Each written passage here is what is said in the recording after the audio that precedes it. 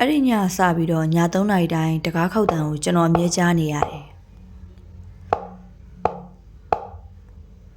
အစမှာတော့အိမ်မက်မက်တယ်လို့ထင်ခဲ့တယ်ဒါပေမဲ့တပတ်ကြာတဲ့အချိန်မှာအဲ့ဒီတရားမပြောက်သွားသေးဘူးညတိုင်း3နာရီတိတိမှာပဲကြားခဲ့ရတယ်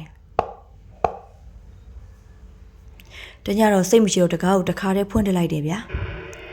အပြင်မှာအရင်ရည်လေးတစ်ခုဝင်လာတယ်ဒါပေမဲ့လူတယောက်မှတော့ရှိမနေခဲ့ဘူးတကားပိတ်မဲ့အချိန်မှာအောက်ကိုကြည့်လိုက်တော့တကားရှိမှခြေရတဲ့စုံတွေ့လိုက်ရတယ်အဲ့ခြေကအပြင်ဘက်ကလာတာမဟုတ်အခန်းထဲကနေအပြင်ကိုရှောက်သွားခဲ့တာဗျနှလုံးခုန်တန်းအယမ်းမြန်လာခဲ့တယ်အဲ့ဒီချိန်မှာအခန်းထဲကနေတယောက်ယောက်လှည့်ပြောတဲ့အတန်ကိုကျွန်တော်ကြားလိုက်ရတယ်ငါပြောတယ်လीတကားမဖွင့်နဲ့လို့ကျွန်တော်နောက်ကိုတဖြည်းဖြည်းချင်းလှည့်ကြည့်လိုက်တယ်အဲ့ရပေါ်မှာအဲ့ဒီလူထိုင်နေတော့မယ်သူ့မျက်နှာကကျွန်တော်မဟုတ်တော့ဘူးဗျ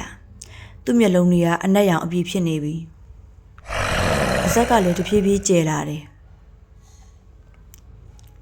ပြီးတော့ဒီစကားကိုပဲသူပြောနေတယ်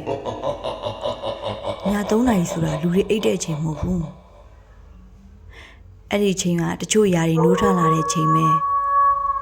တင်းဆိုရင်ရောအဲ့ဒီအချိန်မှာတကားလာခောက်ရင်တင်းဖွင့်ပေးမလားအဆုံးထိနားဆင်ပေးလို့ကျေးဇူးတင်ပါတယ်ရှင်